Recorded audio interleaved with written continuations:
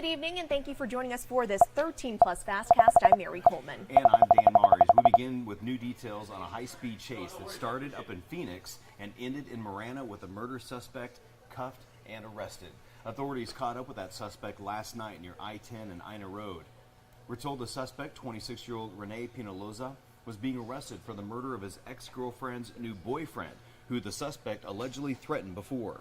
And that led to a chase before Pinaloza's car was disabled by pursuing officers and troopers. The driver veered off I-10, crashed through a barbed wire fence, and smashed into an embankment on the frontage road. Officers tell us Pinaloza admitted to the homicide during questioning and was booked on multiple charges, including murder. Again, Dan, you were at that scene last night. Yeah, it was a chaotic scene. Dozens of officers from various agencies, obviously Phoenix PD, they had a fugitive task force. Those officers, that's an undercover officer minivan from Phoenix. That's the suspect right there shortly after he crashed into that embankment. But once again, he has been arrested, and now he's facing several charges, including that murder charge. Yeah, and switching gears to another story now. Jessica Belen Felix and Raul Cepeda Gonzalez Jr. were hit by an alleged drunk driver in early July. When Raul died that day, Jessica fought a month-long battle at the hospital and eventually died from her injuries. Now, Felix's family is obviously still grieving their major loss, but they say that the healing process is more than just acceptance. 13 News reporter Catherine Patterson has their story. You don't even know, first of all, what you took from me, you know, like, you took my only sister, my kid's only aunt, like, you just took so much, and I still right now can't get over it. Maybe later on in the future I will, but right now I can't. Jessica Felix was known as Missy to the ones she loved. But right now it's crushing, and for all of us, and I know we're all feeling it the same. Tucson police officers arrived to a crash scene in the early hours of July 9th. They said they found 22-year-old Julian Anselmo Sosa swerved across the center line and caused a head-on crash. According to court documents, Sosa admitted he had been drinking. Most of all, it's probably, you took everything from us, and, you know what I mean, justice be served that, if you got to do time or things like that, that it's given fairly and not just easily. While the Felix family is still reeling from Jessica's death, they say the community support has been overwhelming. Since everything has happened to my sister, the love, the support, has been tremendously awesome. Donations from car washes, from GoFundMes, from everything has just been amazing from everybody from the outside, how they came in and helped my family out this whole way. But support isn't all they're asking for. There have been 131 vehicle-related deaths in Pima County this year.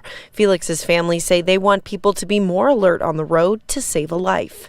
You have friends and they're drinking and they're driving. It's not just my family. There's hundreds of families that are going through this right now.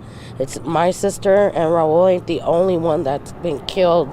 While Sosa didn't have a criminal record before the incident, he is facing charges of manslaughter, aggravated assault, and DUI. He could face another manslaughter charge for Felix's death. Felix's family says despite Julian's young age, there won't be justice until he's served time for both deaths.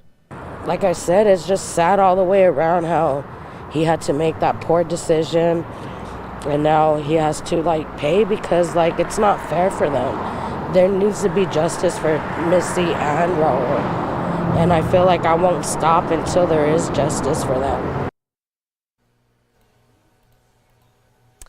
And tomorrow, the next generation of veterinarians will toss their caps. The first class from University of Arizona's new veterinary college will graduate. This is a 3-year program, and more than 100 students are graduating and will soon enter the field.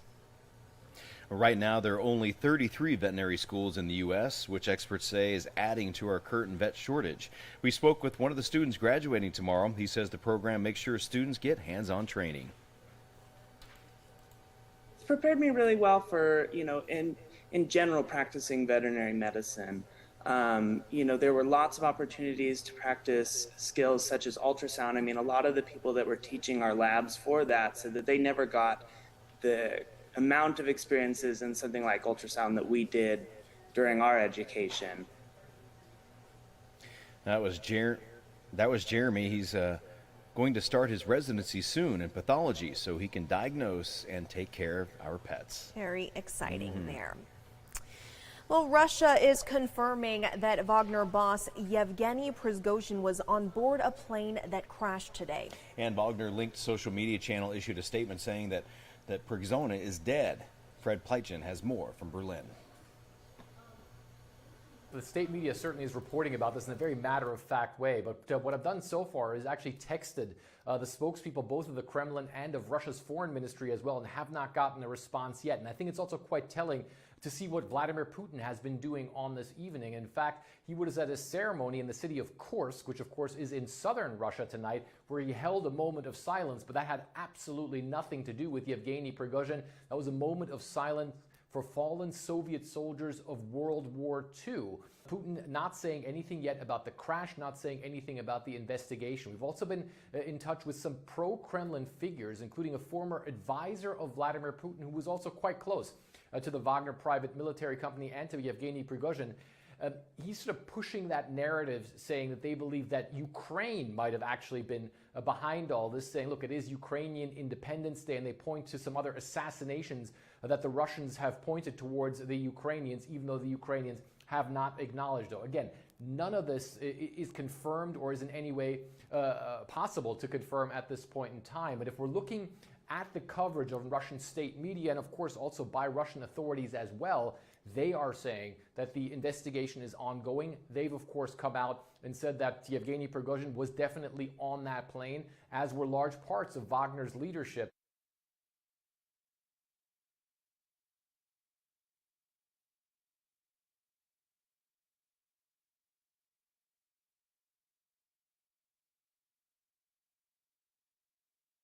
In Wisconsin, Jeff Zielinski reports. I think the next 15 months is going to be like a Lifetime movie.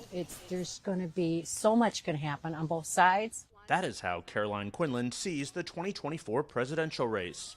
Hopeful for the possibility of change, but bracing for a year of drama. I could go for a fresh start on both sides of the aisle, both for the Republicans and the Democrats. Is that going to happen? I don't know. Quinlan has a ringside seat here in the sprawling suburbs of Milwaukee, where Republicans will not only gather tomorrow night for their first primary debate, but also convene next summer in the same arena to crown the party's nominee at the GOP convention. Hello, Milwaukee. Wisconsin has long been a vital stop on the road to the White House, a battleground and bellwether that went for Joe Biden in 2020 and Donald Trump in 2016. 8 candidates will be on stage for the debate, but not Trump. Former Wisconsin Governor Scott Walker, a one-time Trump rival, believes that's a mistake. When I stood next to him at that first debate 8 years ago in Cleveland, this was a guy who was commanding, who took charge, who took over the debate, and I think it's a missed opportunity for him not to come here to Milwaukee and try and take charge again. As Walker sees it, Trump is not only competing in the primary, he also could start trying to win over some of the voters who once supported him. If they see him fighting, not for the sake of fighting, but fighting for them, fighting for their families, fighting for their schools, fighting for their economic survivability, then I think he starts to pull some of those voters back. Quinlan, an independent, would be in that camp. When we first met during the final weeks of the 2020 campaign, she was torn. I get it why people don't like Trump. She ultimately voted for Trump. Now she's intent on sizing up the field.